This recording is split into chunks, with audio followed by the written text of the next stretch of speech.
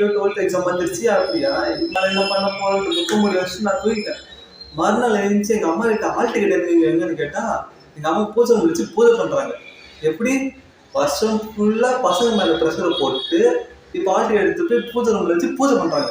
அந்த all ticket சரி எடுத்துட்டு போனாமே நான் அந்த ஆல் டிக்கெட் எடுக்க போனா அந்த ஆல் டிக்கெட்ல விபூதியை போட்டு குங்குமத்தை போட்டு சந்தனத்தை போட்டு இந்த மாதிரி அந்த ஆல் டிக்கெட் எடுத்து பார்த்தா ஆல் டிக்கெட்ல கால் டிக்கெட் தான் என் கையில இருக்கு.